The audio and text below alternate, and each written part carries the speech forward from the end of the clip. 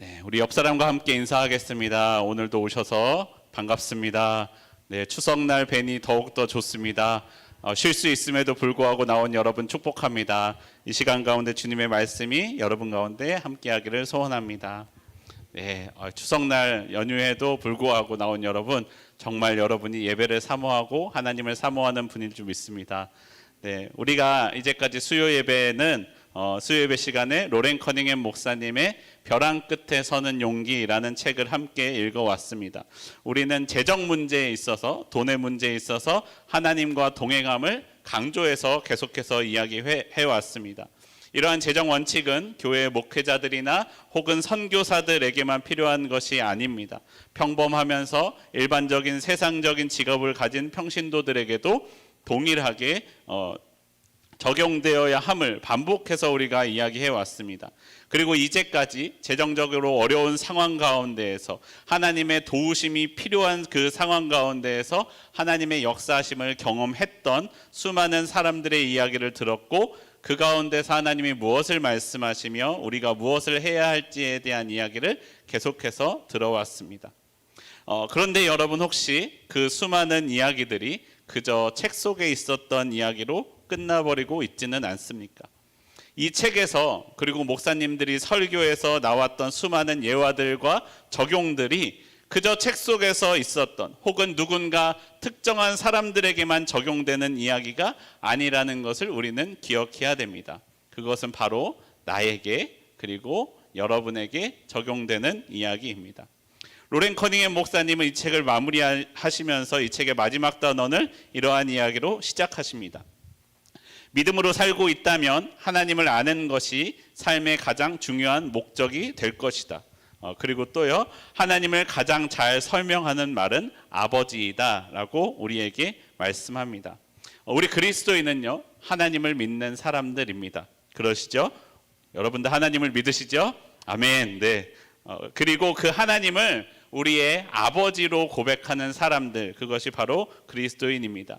근데 우리 하나님은 어떠한 분이시냐, 어떠한 아버지시냐? 나의 아버지이신데요, 그냥 아버지 아니고 좋은 아버지이시다라고 말씀합니다. 그리고 세상에서 가장 훌륭한 아버지이십니다.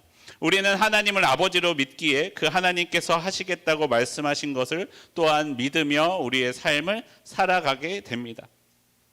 그렇다고 여러분, 그런 하나님이 우리 아버지라고 우리의 하나님을 믿는 우리에게 아무런 어려움이 없습니까? 우리가 하나님을 믿는다고 해서 모든 사람이, 하나님을 믿는 사람들이 재벌이 되는 것은 아니잖아요. 그렇죠? 재정적인 문제에서 전혀 문제가 없는 것이 아닙니다. 때로는 내가 기도한 대로 잘 풀리기도 하지만 때로는 이상하게 잘 되지 않을 때도 있더라는 거예요. 그럴 때를 만나면 저는 이렇게 생각했던 것 같아요. 역시 이건 특정한 사람에게만 주신 특별한 은사인가 보다, 나는 아닌가 보다 라고 생각했던 적이 많았던 것 같습니다. 그런데 로렌 커닝햄 목사님은 잘 되지 않을 때 우리가 해야 할 일에 대하여 가르쳐 주고 있습니다. 하나님은 우리 아버지, 하나님이 우리 아버지이심을 믿는 사람은 일이 잘 되지 않을 때, 특히 돈에 재정적인 문제가 생겼을 때 하나님 아버지 앞에 나아가 왜 그런 문제가 생겼는지를 하나님께 물어보아야 된다라고 말씀합니다.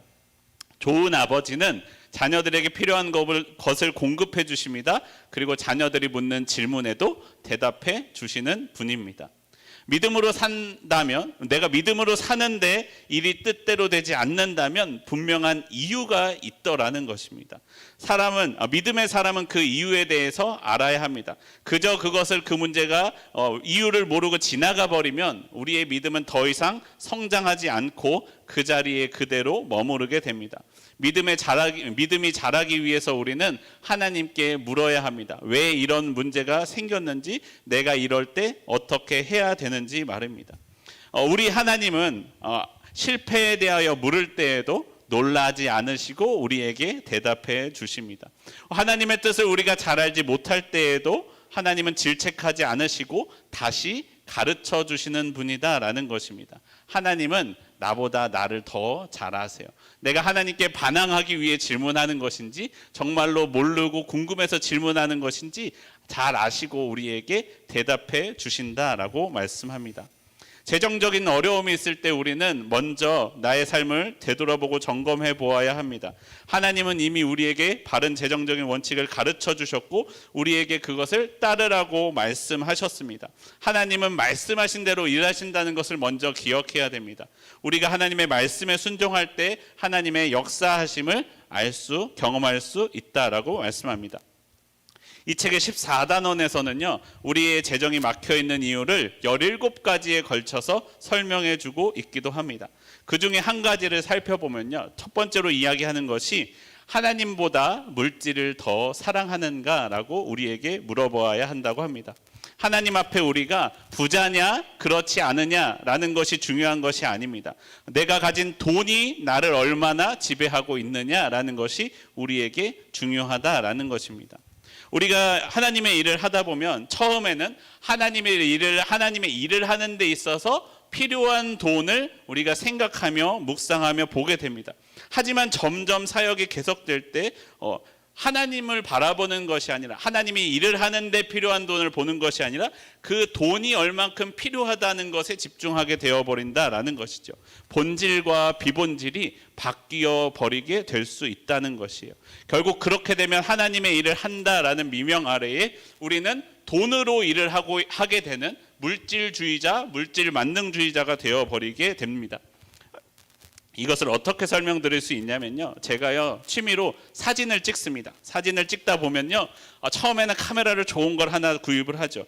찍다 보니까 내가 원하는 사진을 찍기 위해서는 저 사람 사진에 비해서 나는 왜 이게 안 나오지 하면은 조금 더 좋은 사진을 찍기 위해 렌즈를 바꾸고요, 카메라를 바꾸고 렌즈를 하나 더 사고 렌즈를 하나 더 사고 렌즈가 2개가 되고 3개가 되고 점점 늘어납니다.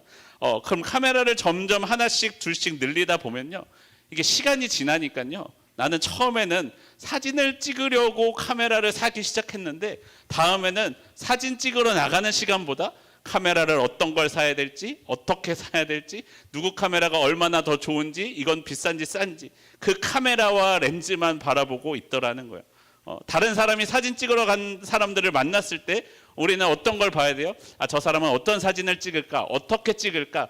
저 사람은 이렇게 찍는구나 라는 걸 봐야 되는데, 그 사람을 보면서 저 사람의 장비는 뭐지? 저 사람의 렌즈는 저거는 얼마짜리구나? 저 사람은 저런 걸 살 정도니 잘 찍겠구나 라고 장비를 보고 그 사람을 판단하더라는 거예요. 처음에는 사진이 취미였는데 나중엔 취미가 뭐가 됐어요? 카메라가 취미가 되어버렸어요. 사진을 찍는 시간보다 카메라를 들고 연구하는 시간만 늘어났다라는 것입니다. 우리가 처음에 재정을 위하여 기도할 때에는 하나님의 일을 하기 위하여 재정이 필요했는데 후에는 재정적인 것에만 얽매여서 그 일에만 얽매여서 내 관심이 재정에만, 돈에만 집중되어 버릴 수가 있다는 거예요. 이 일을 하기 위해선 얼마가 필요하지, 그것에만 집중하게 된다는 거죠. 그럴 때 하나님은 이미 우리에게 말씀하셨습니다. 마태복음 6장 24절 말씀, 6장 24절 우리 함께 한 목소리를 읽어보겠습니다. 시작. 한 사람이 두 주인을 섬기지 못할 것이니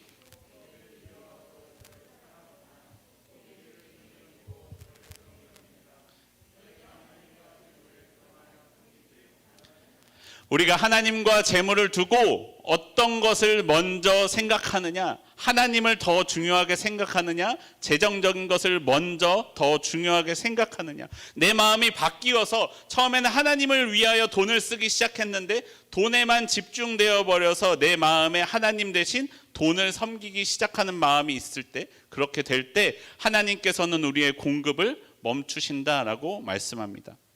이러한 일들이 우리 가운데 점검해야 될 일들이 있습니다. 이와 같이 이 책에서는 점검해야 할 것을 17가지나 이야기해 줍니다. 17가지 목록을 한번 띄워주시겠어요? 제가 한 번만 읽어드리겠습니다. 하나님보다 물질을 더 사랑하는가? 하나님의 뜻을 놓친 적이 있는가? 혹시 빚이 있는가? 11조를 계속해서 드렸는가? 너그럽게 베풀었는가? 하나님이 공급하신 것에 감사했는가? 작은 일에 충성하였는가? 하나님의 말씀에 조금이라도 불순종한 것이 있는가? 하나님께 불필요한 것을 채워달라고 기도했는가? 배우려 하는가? 부족한 것을 채우는 데 더 급급한가? 동족 안에 죄가 있는가? 지난날의 죄나 그릇된 선택을 거두어 드리고 있는가? 열심히 일했는가? 하나님의 영광을 빼앗았는가? 자만했는가? 하나님보다 사람을 더 의지했는가? 앞날을 두려워하는가? 우리는 우리의 삶의 태도를 점검함으로써 우리에게 먼저 이러한 일이 있어서 우리에게 물질적인 공급이 막힌 것은 아닌지 점검해 보아야 한다는 것이에요.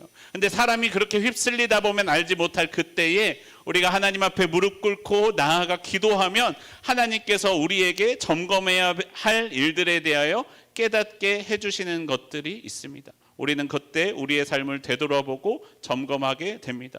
그런데요, 우리가 이렇게 점검해 봤음에도 불구하고 여전히 재정적인 어려움을 겪는 사람들이 있습니다. 겪을 수 있습니다. 그럴 때는요, 혹시 우리의 눈으로 볼 수 없고 알 수 없는 영적인 문제가 있는 것은 아닌지 점검해 보아야 합니다.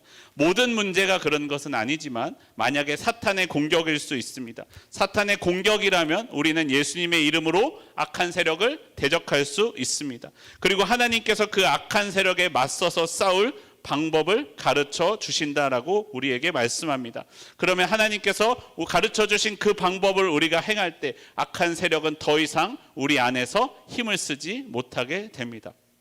여러분, 재정적인 문제가 생겼을 때 악의 문제라고 하나님께서 말씀하신다면 먼저 악한 영의 세력을 향하여 예수 그리스도의 이름을 선포하십시오. 더러운 귀신을 내쫓는 것은 예수님께서 주신 성령 충만한 사람의 당연한 능력입니다. 그리고 사탄이 탐욕으로 공격하면 우리는 누군가에게 무엇을 나누어 줌으로써 그 대적할 수 있습니다.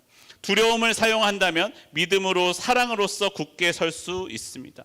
악한 세력은 우리를 죄에 빠지게 하지 못합니다. 하지만 죄에 빠지도록 유혹할 뿐이죠. 그런데 그 유혹을 끊어낼 수 있는 것은 무엇입니까? 우리 안에 하나님의 것을 더욱 가득 채우는 것입니다. 믿음의 선포로서 그 유혹을 이겨낼 수 있습니다. 악한 세력의 어떠한 공격에도 하나님의 방법으로 맞서 싸우면 우리가 이겨낼 수 있다라는 것입니다. 사랑하고 용서하고 받아들이는 것, 그럴 때 우리는 악한 세력의 공격을 이겨낼 수 있습니다. 우리가 만나는 어떠한 일에 대하여 우리가 알지 못하는 것은 잘못된 것이 아닙니다. 그럴 수 있다는 것입니다. 그럼 우리가 알지 못하는 문제가 생겼음에도 불구하고 하나님께 묻지 않고 하나님께 질문하지 않는 것은 하나님을 진정한 아버지로 여기지 않는 것입니다. 우리 아버지 하나님께서는 우리가 묻는 자녀에게, 하나님께 질문하는 자녀에게 응답해 주시는, 대답해 주시는 하나님이다라고 우리에게 말씀합니다.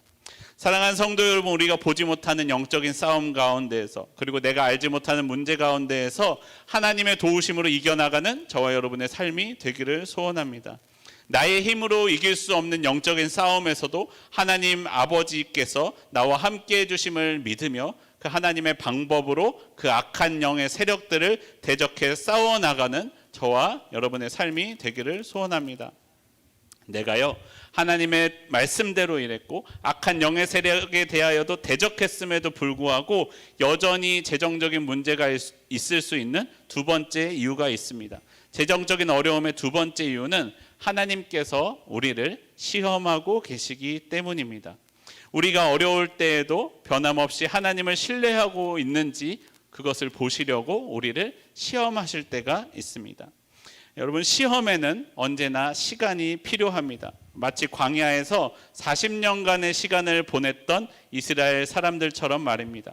신명기 8장 2절에서는 이렇게 말씀합니다. 내 하나님 여호와께서 이 40년 동안에 내게 광야길을 걷게 하신 것을 기억하라. 이는 너를 낮추시며 너를 시험하사 네 마음이 어떠한지 그 명령을 지키는지 지키지 않는지 알려 하심이라. 하나님은 광야에서 이스라엘 사람들을 시험하셨습니다. 그 시간은 이스라엘 사람들에게 단지, 이스라엘 사람들이 느끼기에는 단지 약속의 땅에 들어가는 시간이 점점 늦춰지는 것처럼 생각되었을 것입니다. 하지만 하나님께서는 우리의 생각과 다른 시간표를, 다른 계획표를 가지고 계셨습니다. 그 시험의 시간은 분명히 시간이 걸리지만 우리의 소망을 오히려 분명하게 해줍니다. 우리는 그 시간 동안 포기하지 않고 하나님을 향한 믿음과 신뢰로서 견디어야 한다라고 우리에게 가르쳐 줍니다. 여러분, 그 시험 시간 동안에요, 우리가 어떻게 이 시간을 견뎌낼 수 있느냐?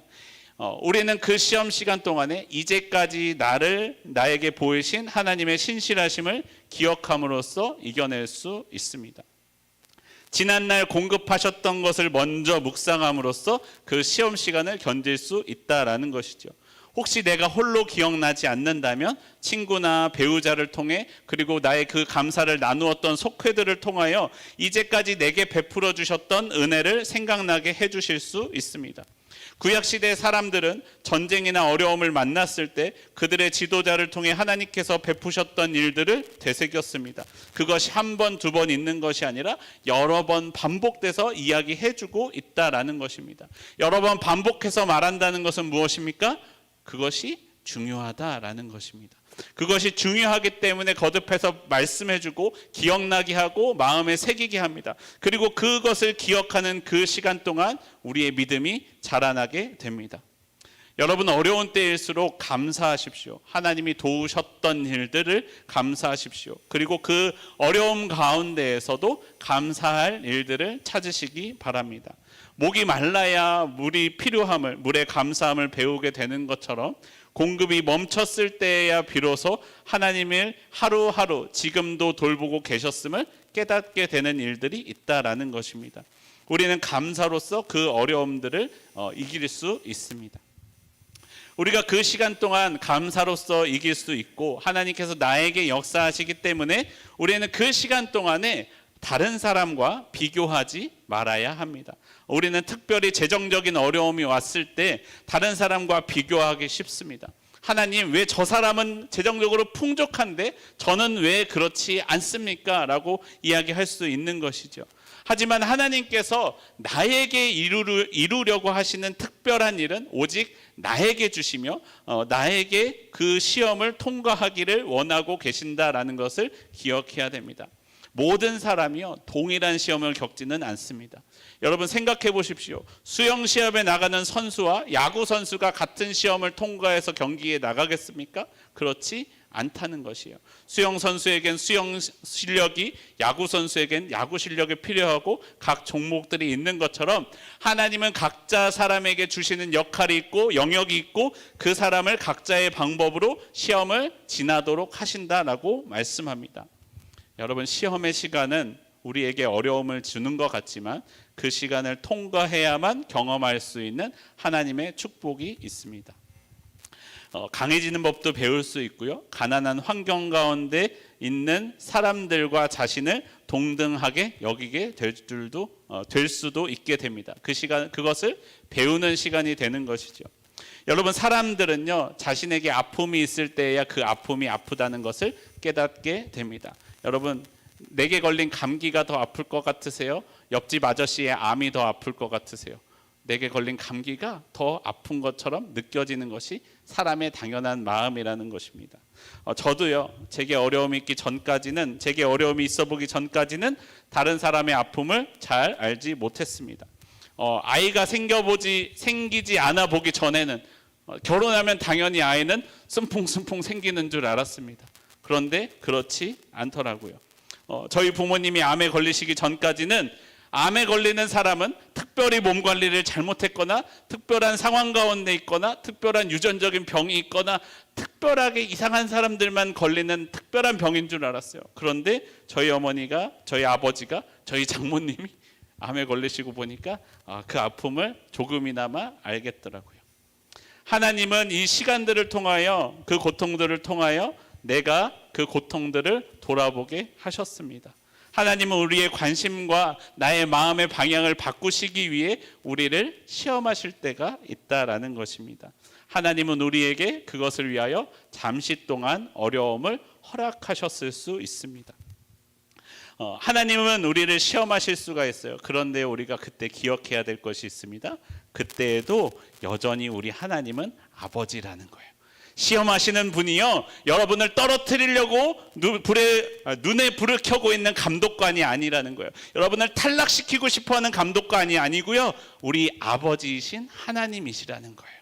그때도 여전히 우리의 하나님 아버지이십니다. 그 시험하시는 순간에도 우리를 여전히 공급하고 계십니다.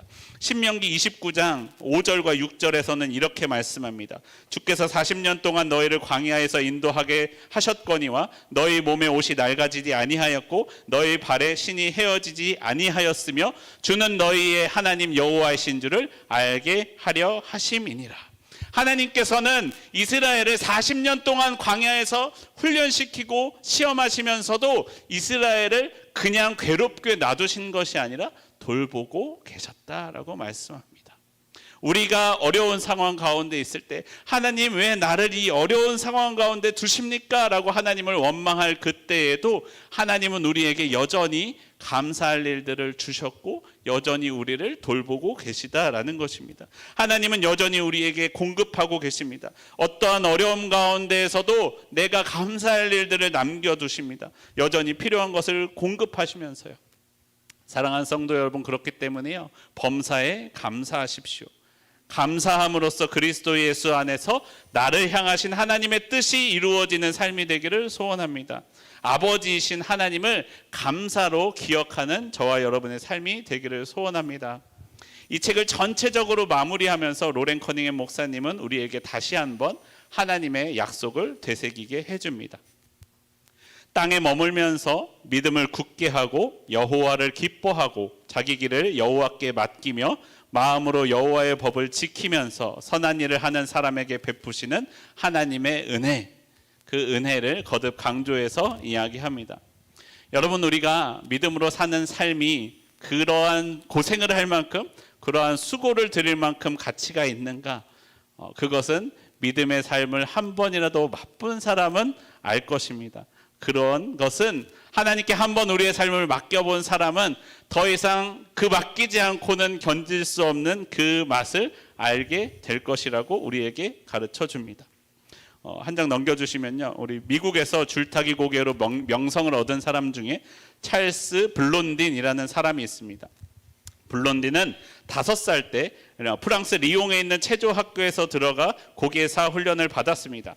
그런 그가 사람들 사이에서 유명하게 알려지게 된 것은 나이아가라 폭포를 건넌 일 때문입니다. 당시에 나이아가라 폭포를 건넌다, 외주를 타고 건넌다라는 것은 누구도 생각하지 못했던 일로 생각만으로도 지금 봐도 아찔한 도전이 아닐 수 없습니다. 근데 1859년 6월 블론딘은 수많은 사람들이 지켜보는 가운데에서 나이아가라 폭포 위를 건너가는 도전을 했습니다. 수면으로부터 48m 높이에 설치된 외주를 타고 장대 하나로 몸의 균형을 잡으며 335m 길이의 밧줄 위를 걸어갔습니다. 처음에 한 발 한 발 조심스럽게 내딛던 블론딘이 마침내 맞은편에 도착하자 숨을 죽이고 지켜보던 관중들은 우레와 같은 박수와 환호성을 보냈습니다. 관중은 열광했습니다. 블론딘은 관중의 그 열광에 보답하기라도 하듯이 뒤로 걸어서 그 줄을 건너기도 하고 심지어는 눈을 가리고 건너기도 하고 중마를 타고 외발 자전거를 타고도 그 외줄을 왔다 갔다 했다고 합니다. 사람들은 점점 더 흥분하며 뜨거운 박수를 보내고 열광했습니다. 마치 그때는 블론딘이 원하기만 한다면 그 줄 위에서 어떤 일이라도 할 수 있을 것만 같았습니다. 이 묘기들을 마친 블론딘이 자신을 향해 박수를 하고 있는 관중들을 향하여 큰 소리로 말했습니다. 여러분, 내가 누군가를 등에 업고도 이 줄을 건널 수 있을 것을 믿으십니까? 그러니까 사람들이 열광해서 와, 믿어요, 그래요 라고 소리쳤습니다. 자, 그러자 이 블론딘이 소리칩니다. 자, 그럼 누가 내 등에 타시겠습니까? 사람들이 조용해졌어요. 아무도 그 등에 자신의 몸을 맡기고 싶지 않았던 것이죠. 사람들의 흥분은 모두 사라졌고요, 얼굴 가운데 미소도 사라졌습니다. 혹시나 눈을 마주치면 자신을 지목할까 싶어 모두 다 고개를 떨구고 있었습니다. 그저 정막만이 감돌고 있던 그때 5,000명의 사람들이 응답하지 않는 그때에 단 한 사람이 손을 들고 침묵을 깨뜨리고 이야기합니다. 나는 당신을 믿습니다. 나는 당신의 등에 기꺼이 업히겠습니다. 블론딘은 그 사람을 업고 나이아가라 폭포를 왕복해서 800m 이상을 건너는데 성공합니다. 그 사람은요, 한 장 넘겨주시면 그의 친구 해리 콜코드였습니다. 그는 블론딘의 둘도 없는 친구이자 매니저였습니다. 그는 블론딘의 친구였기에 그의 등에 자신의 몸을 기꺼이 맡길 수 있었던 것이죠. 사랑하는 성도 여러분, 이것이 믿음으로 사는 삶입니다.